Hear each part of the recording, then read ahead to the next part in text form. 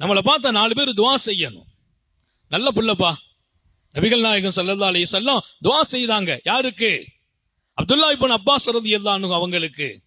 அல்லாஹ் உனக்கு மார்க்க ஆற்றலை கொடுக்கட்டும், குர்ஆனுக்கு விளக்கத்தை உனக்கு கொடுக்கட்டும் அப்படின்னு துவா செய்தாங்க. ஏன்? அவர் சின்ன பிள்ளையா இருக்கும்போது ரசூலுல்லாஹ்வுக்கு ஹிதுமத் செய்றார். பெருமானார் பாத்ரூம் போறாங்க, தண்ணியை கொண்டு வைக்கிறார். ஏன்பா வச்ச? நீங்க பாத்ரூம் போயிட்டா உது செய்வீங்க, அதுக்காக தண்ணி கொண்டு வந்தேன். அல்லாஹ் ரசூல் உடனே துவா செய்தாங்க, அல்லாஹ் இவரை மார்க்கத்தில் மிகச்சிறந்த விளக்கம் உள்ள மேதையாக ஆக்குன்னு கேட்டாங்க.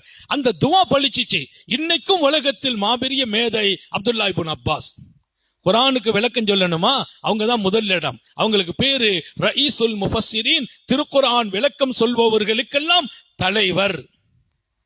யாருடைய துவா? சர்க்காரை ஆலம் ஸல்லல்லாஹு அலைஹி வஸல்லம் துவா. ஏன்? அவங்களுக்கு ஹிதுமத் செய்ததுனால. அதனால நான் பெரியவர்களுக்கு பணிவிடை செய்யுங்கள், நல்ல துவா கிடைக்கும். அந்த துவா வாழ வைக்கும். பெரியவர்களுக்கு பணிவிடை, பெற்றோர்களுக்கு பணிவிடை, ஆலிம்களுக்கு பணிவிடை. பணிவிடை என்பதில் அல்லாஹ்வே கிடைப்பான். எங்களுடைய ஆசிரியர்களுக்கு நாங்கள் செய்த பணிவிடை இன்னைக்கு நல்லா இருக்கிறோம். எனவே ஒரு மனிதரின் வாழ்வில் அல்லாஹ் நலவ நாடும் போது நல்ல நட்பை, நல்லவர்களின் தொடர்பை கொடுப்பான். அல்லாஹ் நம்ம எல்லாருக்கும் அந்த தொடர்பை நசீபாக்கி தருவானாக.